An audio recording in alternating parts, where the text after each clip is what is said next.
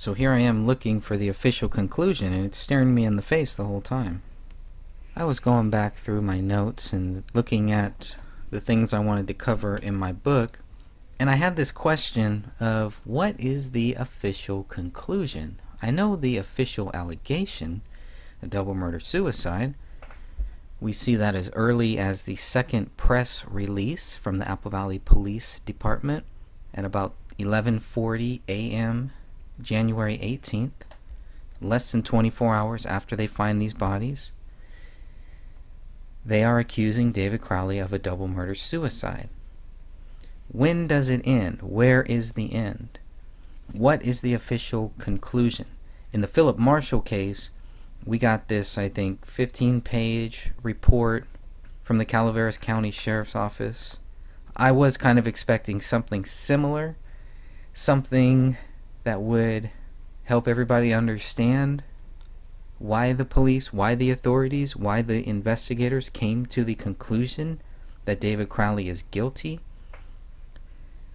I was expecting to see that there was something else out there. There was more out there, that they had documentation, that they had something that actually showed that David Crowley is guilty.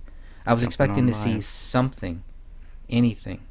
And I looked and I looked and I went back through all of the documents that we had. Where is the official conclusion? When did this whole case end? When was it wrapped up? What is it? What do we have here? What do they have?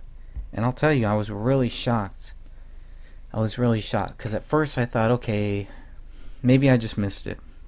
But no, it was there. It was there in front of my face the whole time. It was there. Page 92 of 94 in the Apple Valley Police reports. It's right there. That's their conclusion. That is their final conclusion. That's it. There's nothing else. There's nothing more. Page 92 is it. I'm still a little shocked about it. I still find it hard to believe page 92 is the official conclusion. There's nothing else. This is it. This is supposed to solve the whole case here. This is the conclusion. I was shocked. I was shocked for two reasons. Well, first reason was kind of like it was already there. I had already assumed that page 92 was the unofficial conclusion. I had no idea that it is the official and final conclusion. That's it. That's all you get. So page 92 is written by Brian Bone. This is dated 10/7/2015, 1:08 p.m. The case is closed. It is exceptionally cleared. Okay, so the statement talks about the Dakota County Electronic Crime Task Force. They get all of this data, these terabytes of data. They go through these terabytes of data. Guess what they find? Nothing. Big shock here. Nothing. They did not find any information on the related devices that showed motive or cause for what happened during this or up to this incident. With the conclusion of the review of the digital devices, there is no other information available for further investigation. At 10/6, that's it. The terabytes of data was the last thing. It was the last thing that they were waiting for. On October 6, 2015, the case is closed. Goodbye. It's done. Throughout this investigation, the AVPD has not discovered any information or evidence that shows anybody but David Crowley is the perpetrator of these crimes, including the killing of his wife, child, and himself. And the status is changed to exceptionally cleared. So here is the real challenge. Here is the real question. What did they discover that shows that David Crowley was the perpetrator of these crimes? Because they're saying they have not discovered any information that shows that anybody but David Crowley was the perpetrator of these crimes. So the clear question is, and this is why I was expecting a final report, something that would answer the clear question, is what did the Apple Valley Police find that showed that David Crowley was the perpetrator of these crimes? If this is it, then there isn't anything. What do they have? One fingerprint? One fingerprint on David's left middle finger? Nothing that ties him to the bullet found in the attic 1 month later? Nothing. They found nothing. They have nothing. The case is built around nothing. They know nothing. And it brings us to the question of what really happened here. If the official theory is not true, and I believe that it's not true, then what really happened here? That is the logical question that I think a lot of people, a lot of my friends, a lot of people in the group are asking. Then what happened here? For me, I move a little slower, I guess. Because my question here is still, why are they accusing David Crowley of being the perpetrator of these crimes? In these 94 pages, what shows that David Crowley was the perpetrator of these crimes? We know that they found nothing in the terabytes of data. We know that they have no motive. We know that they're guessing. We know that they're speculating. That's not their job. This is one more reason why the case needs to be reopened, because of the official conclusion. The official conclusion is not supported by evidence. It's not supported by facts. It's supported by the fact that they can't find evidence to show that anybody else did it. So it must be David. That's the way that I'm reading this. It's a joke. And if the way that I'm reading it is right, then we need to reopen this case. This case needs to be reopened. And we need to do what we can to help get this case reopened, within reason. We need your help. To the best of your ability. And I believe this case will be reopened one day. Amen. It's coming. It may take a while. But I got time. I got time too. Thanks everybody for joining us here. When I do these live shows, I'm gonna always kind of start off with a little intro video to give people a little bit of time to come and join in. If you want to join in to this chat room here, this is the Gray Stage live stream number 1. The date is August 5th. 2019. It's about 6 p.m. Pacific Standard Time here in the local Bay Area, San Francisco, California, the S-hole of America.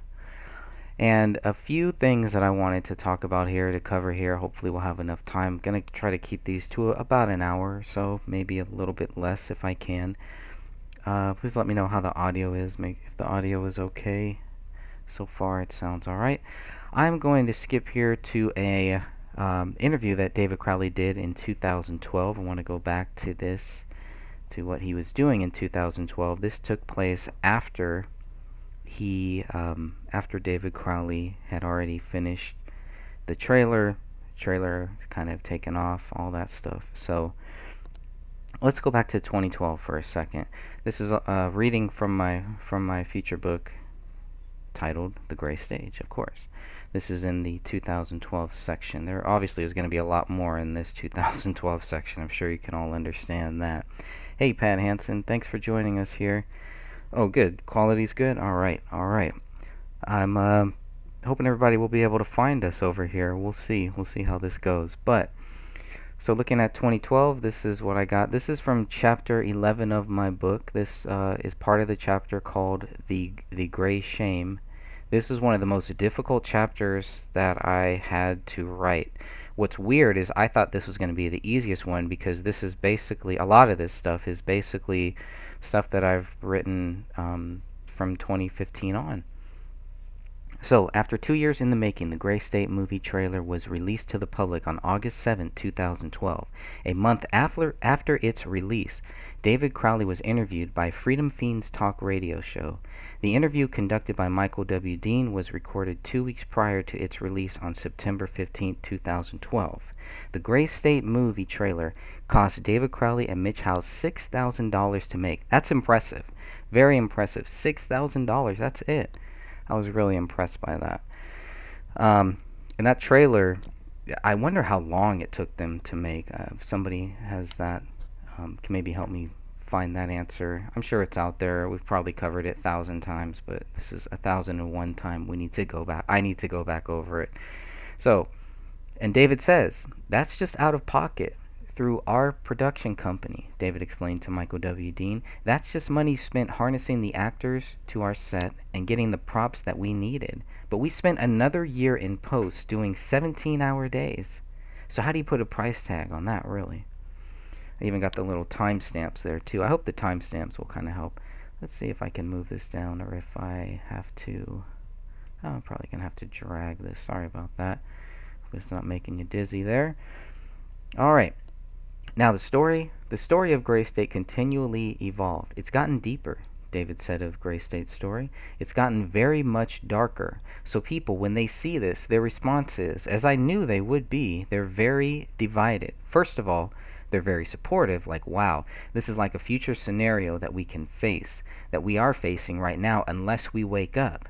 Then what they want to do is they want to assign their responsibility for activism to my project and assume that's what I want to do, is wake people up with Gray State, when in fact I can't make any such moral distinction because I'm a filmmaker. I'm an artist. What I'm going to do is explore human truths, and I can do so through a pretty messed up context like the Gray State world.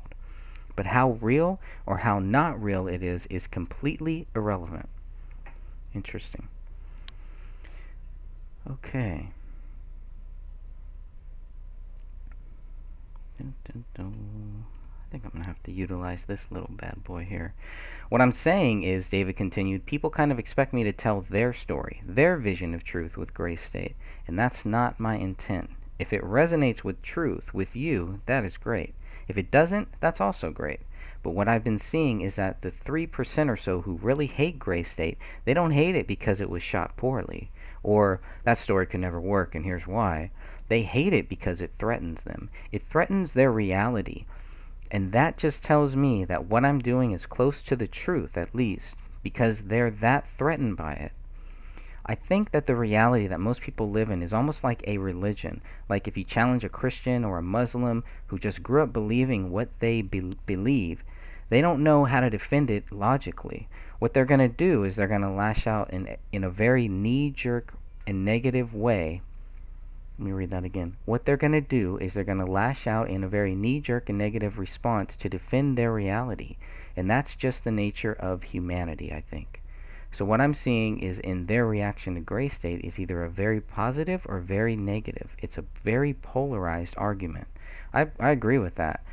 He's right on the money with that one. David made it clear he was not interested in selling the Gray State project unless it was for serious money. If a studio bought this project, David said to the host, it would just get put on a shelf or be drastically changed from its original message. So in the interest of maintaining creative control, I will not sell this project. However, if it goes nowhere and someone's offering me $200 million or so, or something awesome like that, who knows? I gotta feed the monkey. I still don't know what that means when he says that. It must be some inside joke or something. But as it stands right now, I want to get this film funded, and I will get it made for whatever budget I can get. If that means $500,000, great. If that means $25 million, like it needs, then that's great too. But this movie will get made, even if it's a long-term haul. Looking at the situation now, looking at everything that we know now, you can see this passion. Now, you can argue this is 2012, and by 2014, by the end of 2014, things had changed. I don't think so. Okay, so when Michael W. Dean asked if the eventual movie would have a happy ending, David responded by asking the host a question. What do you think? You tell me. I would guess and hope that it probably has a triumphant ending, Dean answered. But it's the hero standing on a pile of bodies, some of them people he knew. That's pretty close, David admitted. That's pretty astute. I'm proud of you. There will be a pile of bodies. You won't know who's going to end up in that pile when you're watching it. A film has to follow convention. It has to follow that storytelling formula. Otherwise, the story doesn't work. But once you know those rules, you can break those rules. And Gray State breaks rules in that it's not only immediately physical, it's interdimensional. It's very layered. It's spiritual at times, without adhering to any sort of Western philosophy, but it's deep. It's taken me a long time to craft this story, and while it might not be a physically surface level happy ending, anyone who's paying attention will extract some real values from the ending. The Gray State trailer did not put David Crowley in debt. It's all paid for. We paid cash for everything. If Gray State takes off and starts to pay the bills, that'll be sweet. Otherwise, it'd have to take a back burner while we make a living. So again, more planning for the future, planning for whatever it took to get this movie made. Not somebody who's going to say whatever it took and 2 years later kill himself. Kill his wife and his daughter, rip his daughter's arm off, take his wife's hands off, and somehow manage to take his own hand off or allow the dog to eat it. Whatever. David also explained the filming process for the movie trailer. We wanted to do it for real, but a lot of it was just guerrilla, unfortunately. A lot of the scenes we did, it was like it had the real scale of a real production. So a lot of them, yes, we went to the city, we got permits, we hired cops to babysit us for a few hours, and we did it for real. But a lot of the stuff was just guerrilla, just because we couldn't get a hold of the city liaison who does that stuff, or they didn't know what to do. It was only a 3-second shot anyways. So there's a couple things like that, but by and large, it was a real production. Now, Minneapolis is a bitch to deal with, David continued. They want to charge you like $150 an hour. Wow. Even if you're just a freelance photographer. The initial park scene we shot in guerrilla style, just real quick. Wow. So that first park scene in that trailer shot guerrilla style. Very good. Interesting. But the St. Paul people, I mean, Twin Cities is Minneapolis and St. Paul. That gets me confused too. The St. Paul, Minneapolis, all that stuff. Twin Cities. Those guys are a delight to deal with. They'll give you a cop. They'll make all the communications for you, and they'll set it up for you, and all you gotta do is send them a check at the end of the day. Now, during the interview, David Crowley was asked if he had made any enemies as a result of the Gray State project. I do know that I've already made a lot of enemies, Crowley responded. And this was a long time ago, actually. I made enemies just by releasing little bits and talking to people about my idea for this film, long before it was even released as a trailer. And I have made no shit enemies just because they don't want to hear it, and a lot of them have been family. Not my family, but I'm talking about other actors who've spoken to their family about it and people who don't want to hear it.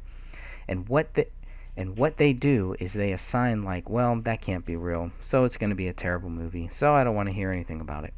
But I wonder if they thought the same thing about Toy Story. Like, hey, toys don't talk. This movie sucks. So the negative reaction has largely been not reputable. So it's just been a lot of silly banter about, I'm a Zionist pig and don't support my film.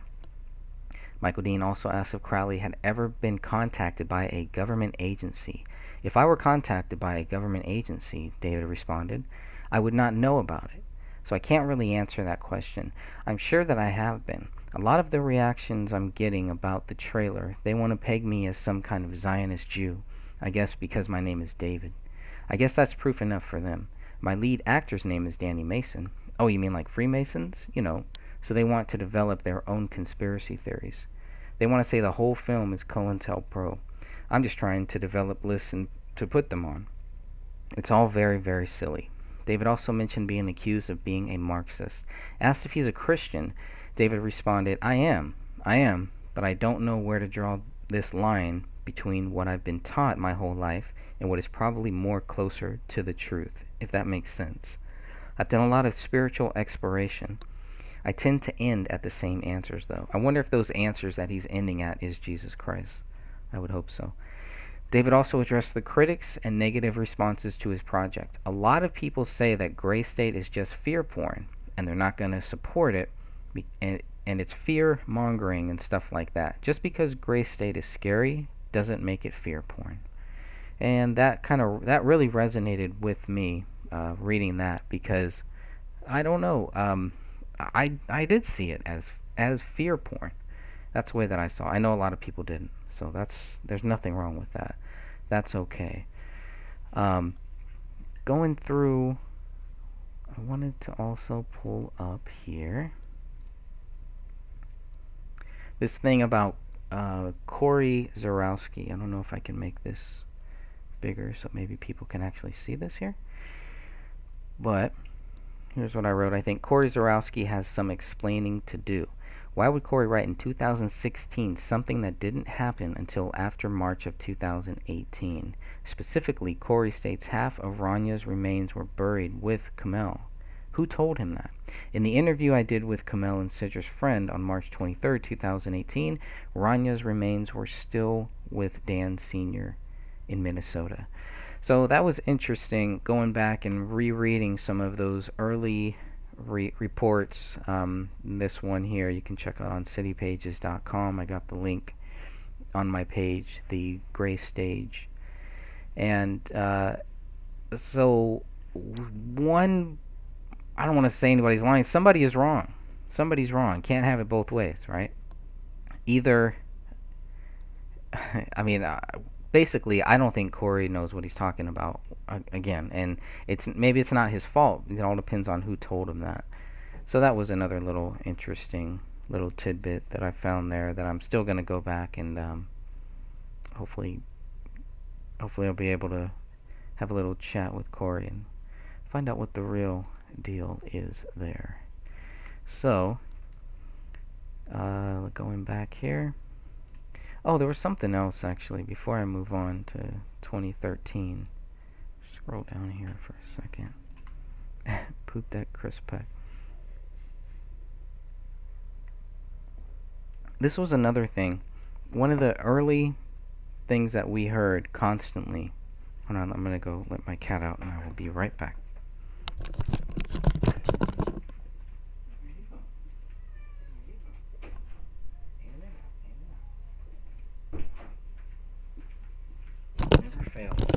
Never ceases to fail. Okay. Now, what I was saying, this is from Chris Peck. Chris Peck is another person who tried to make it seem like David's movie came crashing down. It was all over. There was nothing else, and that was it. So here's, I mean, this is just a weird thing, and this is from the New Yorker. This is from Alec Wilkinson's article, "Death of a Dystopian." And Alec writes, he stopped saying, when he says he means David, he stopped saying that he was going to be famous. He didn't say they were moving to California anymore either. A friend named Chris Peck told me. All he said was that was a pipe dream. Wow. That's really difficult to understand. So you have one person saying that it was a pipe dream. You have the two mics, and let's go back to the two mics. I think I got a little something on the two mics here. Kitty's name is Kisa. Kisa, which in Russian just means cat. Not very creative, sorry, Pat.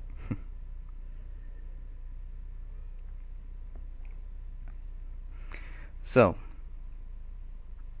same article, Death of a Dystopian by Alec Wilkinson. And Alec writes that the mics as producers, these are MEG. David Crowley was in talks with MEG, Michael Entertainment Group. They were going to make the TV series Gray State.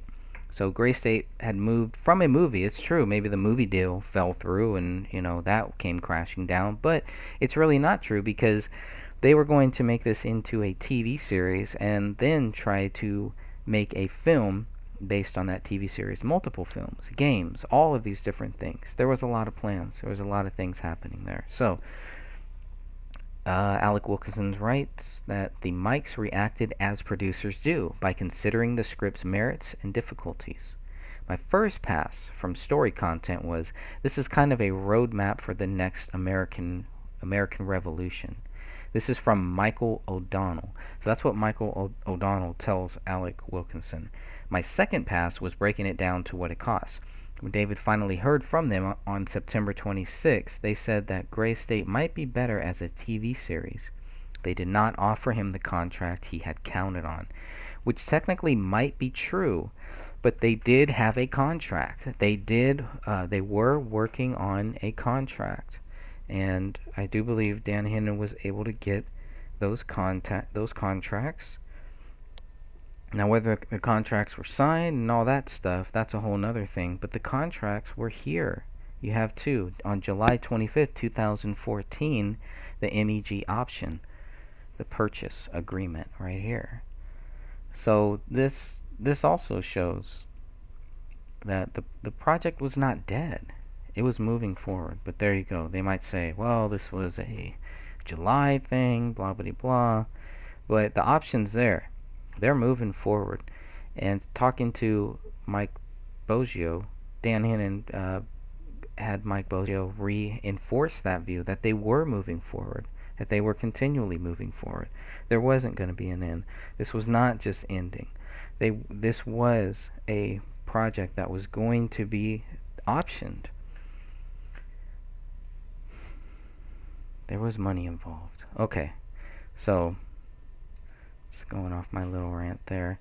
Where was the other one? Okay, so didn't get the contract he was offered or he was counting on, but he got something. They don't mention that. Maybe Alec Wilkinson didn't know about all that. I don't know. David was devastated. Making Gray State was his whole world, Sidra said. Sidra is Kamel's sister. In a Facebook post written after David's death, Mitch Heil said that he didn't think David knew how to cope with failure on this scale. But there was no failure, again. And he went on, in my heart, I feel like the stress, the message, the story, and his thought process caused his world of fiction and reality to blur. Well, it sounds like that's what the cops are saying, too. If you listen to what the cops said to Tom Lydon, they're kind of saying that same thing, that David snapped, he went to a dark place, and that was it, right? And we're all just supposed to just believe it, pretty much. Believe it or not. It's that's our only choice. So I was trying to find that article if I have it here or not. We'll see. Oh, there it is. Tom Lydon from the Fox 9. The Fox 9 guy. If you guys don't know who Tom Lydon is, he's definitely someone that needs to be looked up. Look that guy up. Tom Lydon might be the only reason why we have a lot of the photos. Why we know about the Allahu Akbar written on that wall. And there might have been some issue between Tom Lydon and Eric Nelson, who ended up making a Gray State.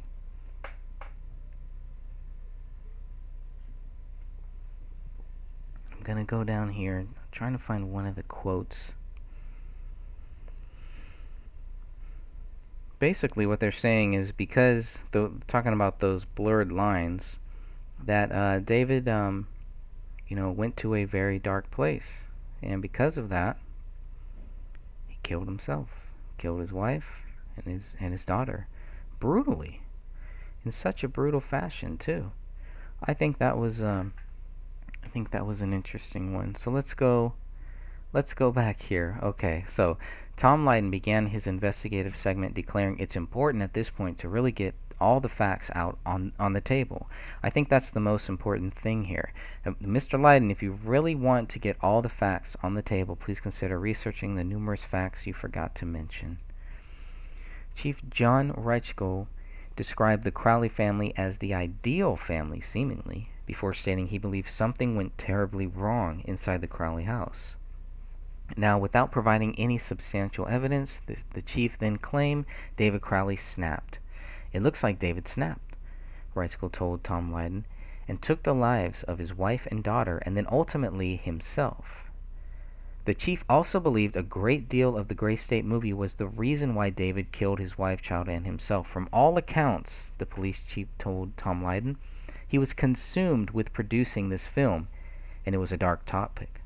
Here you're talking about conspiracy theories and potentially the fall of society. And if you're focusing on that day in and day out, and these materials you're working with, and you're filming exclusively on that topic, that can take you to a very bad place. Yeah, that always struck me as odd too.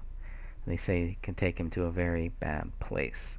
And now you have all these other people who were trying to work on the Gray State after David died. Nothing about that. Nothing about taking them to a bad place. So, Tom Lydon is kind of going with this thing. Here, let's just read what Tom Lydon says. Judging by the mail piling up in a paper in the home, the murder-suicide took place the day after Christmas. Okay, the paper in the home might have been dated the 26th. That doesn't mean that it was delivered on the 26th. It definitely wasn't. It's a weekly paper. And there's multiple questions about when that paper was actually taken to the Crowley residence by this newspaper, the newspaper boy. So you have 3 separate dates on that. So they can't even clarify when the paper was at Crowley's house. And Tom Lydon is going to try to make this point that partially based on the paper inside of the kitchen garbage. There was a Sun This Week newspaper inside of that kitchen garbage. Based on that, the murder took place the day after Christmas. Okay. David shooting Kamel twice in the head, Rania once before shooting himself. Between their bodies, a Quran with pages torn out, open to a traditional forgiveness prayer. Now, the Quran might have been open to a certain page, but there were pages everywhere. There were pages on the left and the right side of Kamel, on the left and the right side of David, and everywhere in between. I'd be more concerned about the pages that might have been ripped out than what it was open to. But what it was open to is important too. Everything is important. Nothing can be discounted as far as I'm concerned. And the chief told Tom Lydon David Crowley used Kamel's blood to write Allahu Akbar at the top of their living room wall, close to a clock mounted on the wall. Asked why he believed David wrote the words in his wife's blood, the chief responded, "We believe that was kind of a parting shot, probably at Kamel for having a Muslim past." Really? We believe what? I mean, you, based on what? You can't even prove that David wrote that. There's no proof that David did that. It's just a guess. It's speculation, pure imagination again. So, let's jump a little bit here. 2013, David Crowley completed a revised script of the Gray State movie on June 2nd, 2013, and asked a select group of people to review the updated version of the story. On October 23rd, 2013, the rough cut of the documentary companion piece, known as Gray State: The Rise, was finished and ready for its review. Exporting the rough cut now, David Crowley wrote on Twitter, so stoked. On December 9th, 2013, Crowley added 6 months working on Gray State: The Rise. Now this is the Rise is his documentary piece. This is the documentary companion piece. It's finally taken its final form, but holy Moses, what a shit ton of work. David, Kamel, and Rania Crowley moved into their new home in Apple Valley, Minnesota on December 13, 2013. On December 18, 2013, David posted on Facebook that he had lost a crucial hard drive during the move to 1051 Ramsdale Drive. The only real loss after moving to a new house last weekend was a crucial hard drive for the Rise. Let me just get, whoops, sorry about that. I guess the next few weeks will be spent salvaging everything that was lost. The following day, he wrote, "File recovery sucks, but it's better than not having files to recover. This could take a few weeks." Now, by December 27, 2013, the documentary film was getting back on track. Finally getting back on track. She's been teaching me patience by making me work for the 660 missing clips that remain and crashing at least 6 times a day. I don't know if he's over-exaggerating, but that's a lot of crashing. That's a lot of missing clips. And how do you lose that much data from just moving? That's interesting.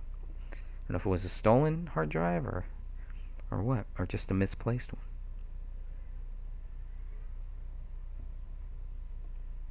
There's going to be a lot of things missing here, including the evidence that David Crowley is guilty, but that goes without saying. So we can go ahead and jump, what time? Okay, we still got a little time here. We can go ahead and jump a little bit into 2014. Again, we're reading from the 11th chapter of my book. The book is titled The Gray Stage, and this is the Gray Shame chapter. And this is an early, I wouldn't say an early version, but this is not the finished cut here. This is the rough cut. Now the manuscript for Gray State was about, now we're talking about the fictional Gray State here. I need to make that clear. I mean, it should be clear if you know what a manuscript is, I guess. But the script for the Gray State was about to go through a serious revision on January 15th, 2014. Some seclusion writing this weekend, David Crowley wrote on Facebook. For those of you who read the Gray State script, it's about to get gutted for the necessity of a clear, concise, entertaining, and effective film. For all the chewy details that are going to get cut, well, it's always the novel. 5 days later, on January 20th, the story had completely changed. After 2 years of trying to extract the Gray State story, I think I finally may have done it. The story has completely changed, is working beautifully, and the new outline was completed in only the last 3 days. With this new story, it will not be hard to attract funding. And he's right. He's right again. Now, the following day, David Crowley explained he had rediscovered the ending to the Gray State story. It's a strange experience finally feeling genuine love for characters I've created. The most painful part of writing the conflict for these people who are precious to me is that I must now torture them, punish them, and drag them through the dirt to reveal their essence of form. Yesterday morning I rediscovered Gray State's ending, and the final feeling captured was of such gentle sadness I've been stuck in it ever since. On January 22nd, 2014, David was still settling into his new home, spending today building 2 big fucking new desks to create a man cave megadesk, then relocating all of the Bullet Exchange inventory to my basement. On February 2nd, 2014, David explained the plot of the fictional film Gray State. Gray State, a wounded veteran, leads an insurgency against the corrupt government after his city is put under martial law. Now, the use of force, David Crowley posted on March 7, 2014, no matter the context, should be a shameful last resort, indicating an utter defeat of intelligent faculty. This is the difference between men and children, and also why our childlike society celebrates violence in its exercise of authority, which is true. We see that a lot. I mean, we've seen it a lot before. We'll see it a lot again, right? And the very next day, David Crowley wrote, Sean Stone, yeah, that one, apparently wants a role in Gray State. That's still one of the stranger things that I've heard. Sean Stone also has somewhat of a connection, I guess, to Jesse Ventura, more to Jesse Ventura's son, who was working closely with Sean Stone. I'm not sure whatever happened with them. I'm sure they're still moving around doing their own show. But it'd be good. They would be good ones to reach out to, and I know people have talked about that. I think it's a good idea. It's good to reach out to anybody who might be able to get some fresh eyes on this case and maybe help this case stay in the light.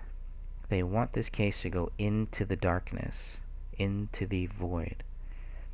They want us to go down the rabbit hole, and they want it to get dark as we do. But we're going down into this rabbit hole with light, bringing light, shedding light, sharing light, shining lights, and bringing a lot of light to this case. And so many of you out there have done so much great work, and I truly thank you all. Now, he also says 2 days later, on March 10, 2014, David was happily unsubscribing from Liberty and conspiracy feeds on Facebook and Twitter. Too much of the backbiting that they claim to oppose. See you guys, it's been fun. You'll still like Gray State, though. Then on March 11th, David asked the question. Let me go here. You know what Liberty feels like? Unsubscribing from hundreds of Liberty or Death, Fuck the NWO pages and Twitter accounts. Now this movie script was steadily progressing on March 19th. Today, in place of thousands of post-it notes, we've seen the big wall of post-it notes, so I know we've all seen it. So you can get a good idea of, kind of the timeline there with those post-it notes. Today, in place of thousands of post-it notes, pages of scribbles, and 30 feet of plot points, I have a 118-page script outline hybrid that may be only days away from a solid draft 1. Now, the first Gray State story took 8 months of solid work. This story took less than 2, and is better in every way. On March 22nd, Kamel was reading the first draft of the new Gray State script, according to David's post. On May 15, 2014, David spent a very welcome morning laying the grain. On May 15, 2014, David spent a very welcome morning laying the groundwork for another 6 films I've been having ideas for. It's nice to finally be free from Gray State. Boy howdy.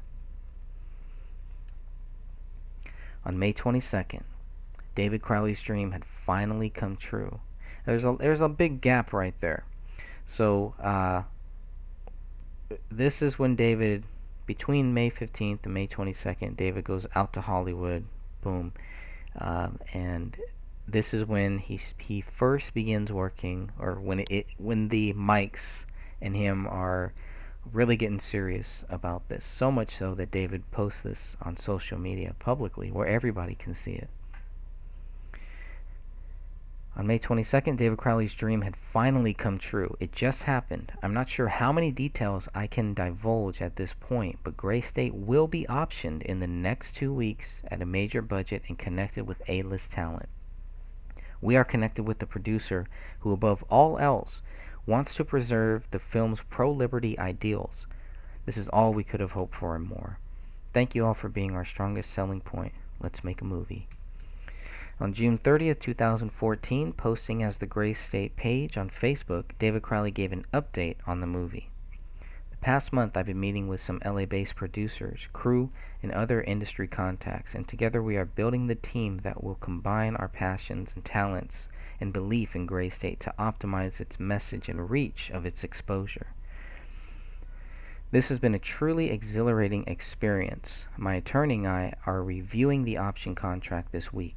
And once that sucker is signed, this whole Gray State thing is going to finally, irretrievably, and monstrously take off for the stratosphere, and in such a way that the message will be preserved, and perhaps even continue in sequels, TV series, and video games. Seriously, talk about taking over the mainstream. This has been my life's work for nearly 4 years, and it is extremely gratifying to be backed by such a raging horde of superfans. Thanks for your patience, guys. Now, we're talking about 4 years, and look at all of these plans for the future. They're trying to tell us that after 4 years, David Crowley just snaps and goes crazy and kills his family, ruining everything, completely shattering this dream, completely shattering his life's work. Hard to buy that. I find that hard to believe. Now there is some gaps here that will need to be filled out because we're jumping from June 30th all the way down to September. So we got the whole summer that is covered in some other chapters, but I think some of that might need to be moved here. I'm not sure yet. But Pat says he no way snapped. I totally agree. I am not buying that. It's too easy to just say, yeah, he snapped. It just seems like just laziness. Lazy booking. On September 30th, 2014, David Crowley spent some time on Facebook answering questions from his supporters. It seems like there are a lot of questions and expectations about this project. For the next 20 minutes or so, I will answer your questions. There are 2 very important posts from David Crowley that were either deleted or have been hidden from public view. One post was made on December 9th, 2014. We'll get to that one later. And the other was dated September 30th, 2014. The missing post from September 30th included a question by a supporter as well as an answer by David Crowley, posting as Gray State, just to be clear. And they had like 3 or 4 different Facebook things going on there too. They had the one for their documentary, the one for the movie. David had his. I don't know if they had any other ones, but in this post, David Crowley mentions his plans for rebuilding a trustworthy team. This was interesting. I think the red flag that this kind of brought up for a lot of people was the fact that why would somebody take this post out post death? After David dies, this post is no longer there. Somebody was not too happy about David Crowley writing about rebuilding a trustworthy team. Now, it doesn't say necessarily that, all the team up until that point were all gone. They might have been part of this new restructuring, but they might have not. Why that post was removed is a big question. Somebody out there knows. Whoever had access knows. That post was not accidentally taken out, nor was it random. That was a planned thing. Somebody planned to do that and followed through. The question is why. Asked what his biggest holdup was with the fictional movie, Crowley responded, "I'm doing this myself. I say we and team a lot, but when it comes to nuts and bolts work, writing and leveraging the project into securing Hollywood money, it's just me. I hope to change this by reinvigorating the process and rebuilding a trustworthy team." So, that was interesting. And the timing. Because if you look at, and we will go back there, if we are looking at when David Crowley started getting into it with Danny Mason, trying to get him to sign some of these things, that began in August. Wow. So, by the 30th, here's the letter from September 26th, but by the 30th, it's, David's like moving, he's moving on. And he's not taking Danny Mason with him in the way that Danny Mason would want to be with him. So, guys are getting cut out. The trustworthy team is being rebuilt.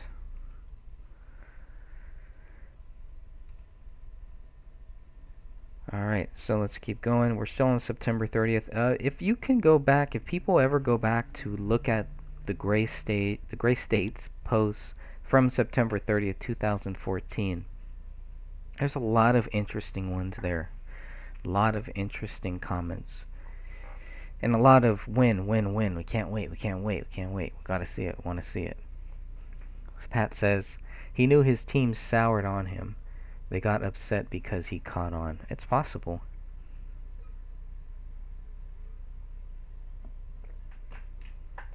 I'm not going to say that that's, fact or whatever, or that's what I truly think. But yeah, you have to be open to that. I'm definitely open to it. I think we have a lot of proof that there was a lot of sour grapes between David and people that were working on Gray State. Their stories do not match. David's talking about creating something very, very special, something that's going to break down barriers. It's going to change things. It's going to change Hollywood. If it's not going to change Hollywood, it's going to wake up Hollywood. And there were a lot of people that were not going to be part of that from the fictional side. The problem I have is if they all would have just, shut up and just done whatever David wanted, signed whatever he wanted, I think they would have done pretty well on the documentary and maybe even on future things. And because Danny Mason was in the trailer, I think his character would have found his place in there. Definitely. I think the fans wanted that. I'm not a fan of it, but if I was a fan, I would, from what I see in the trailer, I want to see those guys in the whole film. I'm sure a lot of you feel that same way. I don't like when the trailer is totally different. So I think Mitch Howell might have even mentioned something like that the script had changed, everything had completely changed. It had gotten more spiritual, which for me is a very good thing.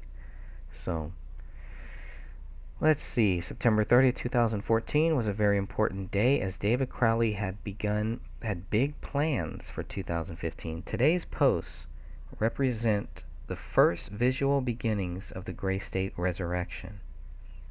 I can't get into too much too soon, but with the right amount of hard work, strategy, and miracle juice, the beginning of 2015 should see some amazing progress. Let's see.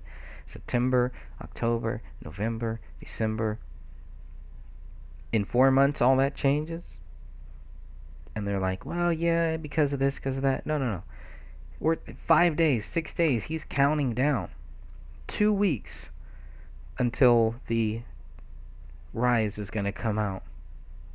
There's just way too much. It's on and on and on. If you were to stack up on one side all of the proof that clearly shows David is planning for his future, and on the other side show that David was planning to end his life, which is what we were also told, that there were signs, there were certain things that he did that showed that he was planning to end his life and take his daughter and take his wife with him. No.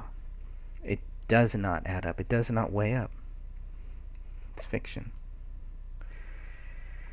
So, Crowley also wrote about a new revamped website coming soon. I wonder whatever happened with that too, and who was going to help him out on that website. And many of his last known conversations involved plans for the future of his projects. On and on and on. Over and over again on September 30th, 2014, David wrote about his vision for the Gray State franchise, a series which could be produced and released way faster than a film, has the potential to subvert this system. How can it not? Sorry guys, but Breaking Bad and Game of Thrones, while entertaining, lack a real-world purpose. Gray State will not fail you. How could it? Now, creating the Gray State franchise was David Crowley's full-time job, and he was doing everything he could to ensure that this movie was going to be a success. He was doing everything that he could to ensure that this franchise, beginning with the TV series, was going to be a success. It'll either be a great success story, a spectacular, highly visible failure, but either way, I guess we all put in our best shot, right? I guess that could be said about where the country is headed to. The questions kept coming, and David Crowley answered as many questions as possible within those dedicated 20 minutes. Pat also says it shows to me how positive he was. Yeah, I think he was very positive. He was very positive, and kind of maybe he was shutting out the negative people in his life. I don't know if you think that's true, Pat, but it does seem like he was pretty much shutting out a lot of people, the narcissists, the self-proclaimed narcissist. Anyways.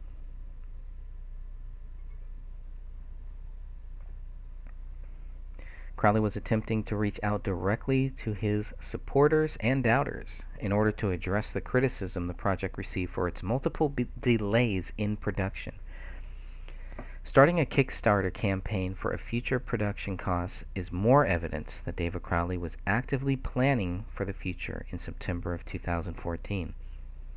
We want to run a Kickstarter, but if we do, it'll be for a very specific purpose, like hiring a behind-the-scenes crew to document, run live broadcasts, and give constant updates to the fans. I never wanted fans to fund this. That's like making your kids pay for their own Christmas presents.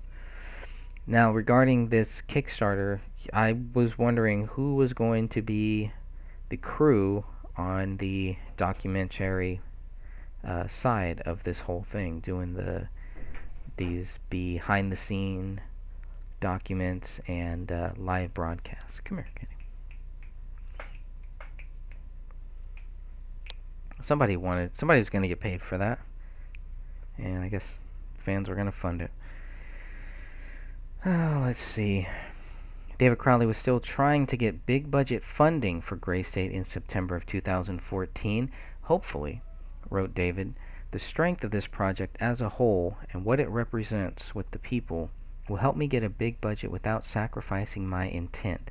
But hey, if I can't, then I will take it back to low budget indie like the 2012 trailer. This too shows David had a plan B, just in case the big budget dreams came crashing down. Do you have a plan B? Come here. You're the plan A. That's my cat again. New developments have enhanced the project's honesty and dedication to its origins, wrote Crowley. This is going to be brutal. Crowley also reminded people to stay tuned for updates. We will keep the entire production process as wide open as possible. In response to the comment that it's been 3 years since Gray State was first developed, Crowley responded, "No, it's been a lot longer, and there are years to go." In a separate comment, Crowley confirmed his long-term plans. The film is ready to go, but it might take forever, and then still fail at any point in production.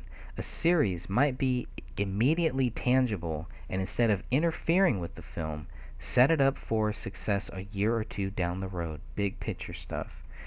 That probably would have been more of what Danny Mason's character might have been involved in. According to the production group that David was working with, Danny Mason was not involved in these talks at all. David Crowley's most challenging thing about the project was trailblazing this timeline. It's been either a very small team or just me alone working on this thing for years, trying to make it work. I do not just want this movie done so the fans can see it online. I want millions to get blindsided by it in theaters. Now, David's future plans for this movie were clear. We're talking to producers about it. If we can't tease a producer into splitting 15 to 30 million, which is still our goal, then we will take it back and do it independently. The point is, we want Hollywood money, but not Hollywood politics. Now, 1 month later, on October 27, 2014, David Crowley contacted David Kirk West on Facebook. "I like your operation, ethics, friends, and location. When I put together the Gray State web series and shoot nationwide, would you want to produce for the Northwest?" On a constant basis, David Crowley was again planning for the future of his franchise and moving forward to see his life's work become a reality. All of these people know this. All of these people that later are going to tell us that that it was over. Project was done. He was finished. He couldn't deal with it and died. Killed himself. Killed everybody with him.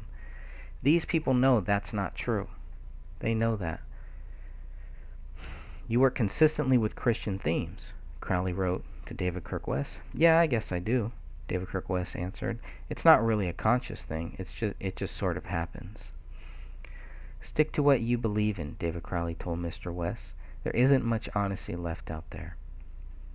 Now, in his article, in his shameful article, "Why I Don't Think Gray State Director David Crowley Was Assassinated," David Kirk West mentions some very weird, surreal, occultist stuff written into the Gray State script he was given. The script is interesting, to be sure, West wrote in his article. It's a bit messy and hard to follow at times, and whether or not the movie would have been any good would have really depended on the execution, more so than most films are. But I have to at least applaud it for being different. It is far weirder and more surreal than I think anyone who saw the concept trailer would have been expecting.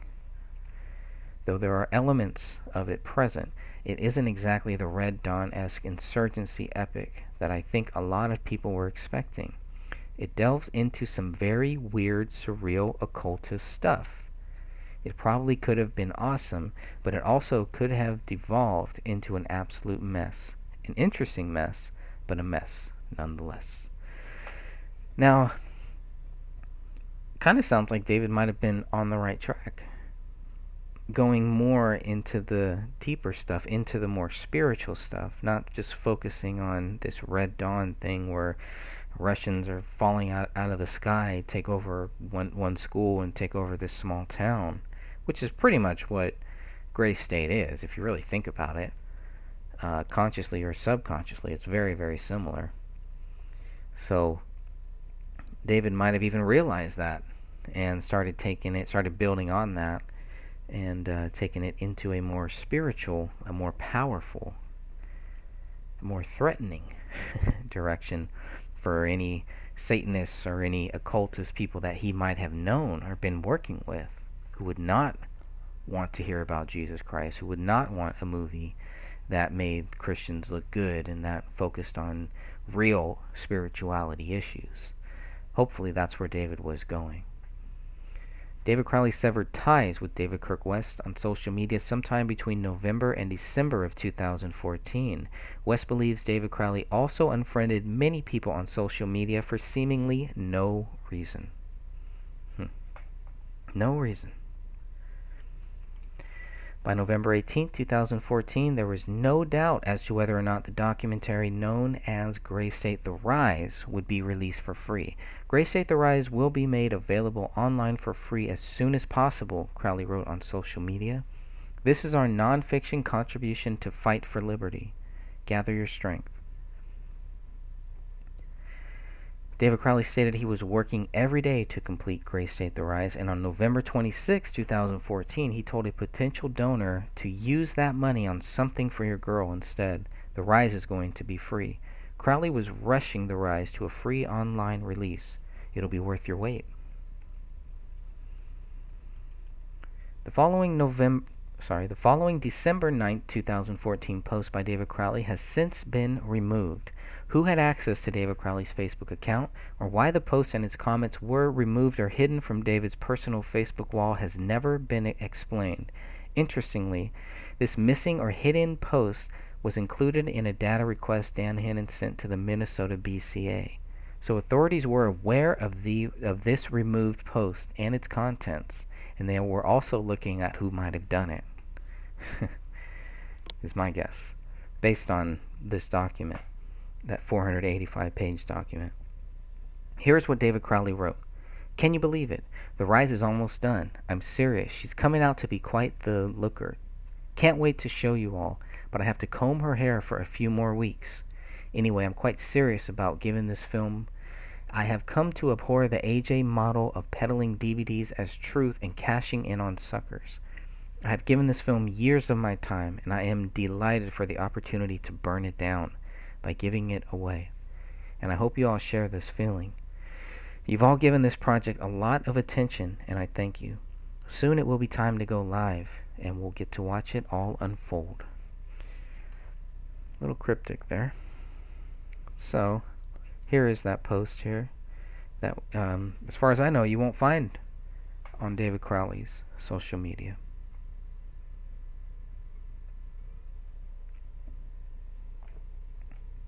Anyone want to guess why? Let's keep reading.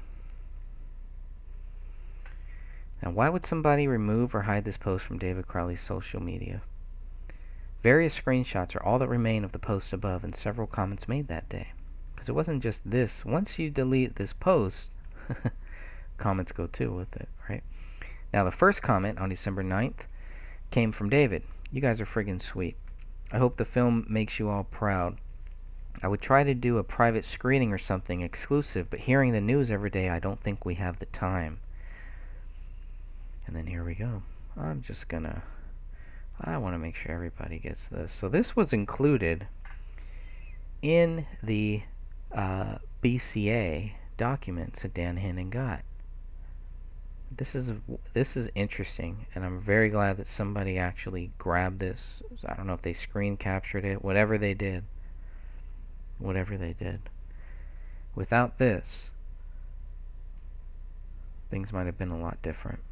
Let's just say that. Now, the first person to comment on David's post wrote, "It's taken a lot out of you, I'm sure. The iron is hot, waiting for you to strike." I don't know if that's the Gray State: The Rise, maybe, or not sure exactly who that other person is on top. But the second person to leave a comment was Sean Wright, who wrote, "You need to call me. I'm all good with getting out free intact. I brought that up. But if it's released before my court, you may send me to prison instead of beating my case. For real, though, David Crowley, call me." Sean also posted his phone number in this public comment. Now, Sean's tax stuff is in the leaked version of Gray State. The one that was released right after the documentary that was released called The Rough Cut right after David died.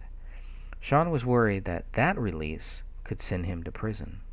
And we're going to add the results of Sean's tax stuff there too. Shouldn't be too hard to find, right? I mean, we know we have the quotes about what he had to do, and It won't be hard to find out. It'd be nice to have the actual quote to get some factual data there to see how much what Sean had to really do in order to get rid of that tax stuff that he's not worried about now. And don't forget, everybody, pay your taxes. Pay more. Pay it all. Pay somebody else's if you can. Okay, David responded, I don't have any of your tax talk in there, Sean, my man. Don't sweat it. This movie is meant to send other people to prison. Now, because David did not have Sean's number, and David did not really address too much of what Sean was saying, or that, yes, I'll call you, or he made it seem like he was going to call him or anything. This shows the actual distance here. December 9th. Sean Wright might have been one of the people that was cut out that David was not talking to, not seriously talking to, kind of shying away from during this time. We also know that Sean Wright went to David Crowley's house and claims to be one of the last people to have seen David Crowley, and was probably one of the last people that was let into the house. Sean Wright told us all this. Yeah, he said that. You won't find Sean Wright in those 94 pages. The 94 pages of police reports mention his name and give you some factual data about him, but that's it. That's it. Not much. During a December 17, 2014 email exchange with Jason Allen, David Crowley relayed his plans for releasing the documentary film in a few weeks. When you see The Rise and the new trailers for the Gray State series, you'll know what I mean when I say I have followed my heart at every step. I have no idea how much money is going to come together when this kicks off here in a few weeks, but it might be enough to get started on a series, then independent features running a common storyline.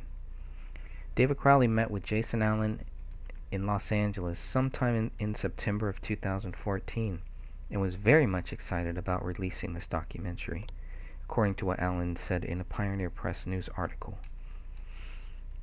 The email exchange also revealed the rising interest in the Gray State project. Gray State fans are growing at a rate of 100 to 200 per day, even now, Crowley wrote to Allen, and when I get started, I can only expect they'll keep coming. David asked Jason Allen to be an executive producer for Gray State for the fictional film. But before Allen could respond to the request, the deceased Crowley was already being accused of a double murder-suicide. Jason Allen found it hard to believe that David Crowley would murder his wife and child before taking his own life. David had this consistency and this very steady way about him. In many ways, it felt very contradictory to the actions of a murder-suicide. I truly saw an optimism to him. At the same time David is allegedly distancing himself from family and select friends, Kamel was helping her husband build a database of professionals, actors, and other industry contacts interested in the project, according to Nick Ferraro's Pioneer Press article. In the first hour of December 25, 2014, Gray State The Rise posted a link to the Patriots Guild Facebook page with the following comment. An excellent group/page run by some real patriots that are close friends of ours. Make sure to give them a like. They have a lot of great things on the horizon. Now that was possibly David's last post before he died, if in fact it was David Crowley posting as Gray State at that time. In the comment section, somebody asked when the Gray State movie would be released. And Gray State The Rise responds, make sure to follow this page, Gray State, for updates on filming.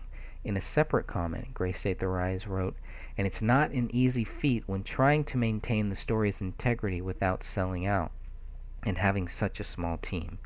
Who was part of the small team at that time? And who was not? Very important to know.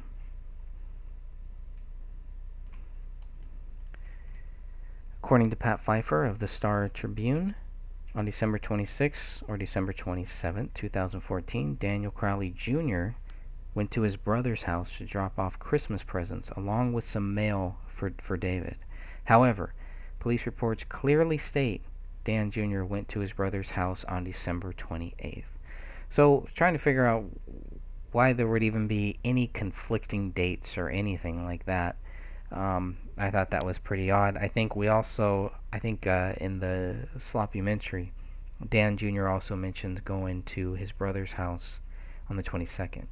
Mason Hendricks, a friend of David Crowley, said Dan Jr. saw Paleo, the family dog, pop his head up through the large front picture window. Dan dropped off Christmas presents by the front door and tried contacting his brother several times afterwards, but David never responded to his phone calls or text messages.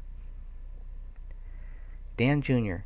and David's father, Daniel Crowley Sr., also tried to contact David and Camille but was unsuccessful. According to Pat Pfeiffer's Star Tribune article, Daniel Crowley hadn't heard from his son and daughter-in-law over the holidays. During a brief interview, presumably with Pat Pfeiffer, Daniel Crowley Sr. was quoted with, "We tried."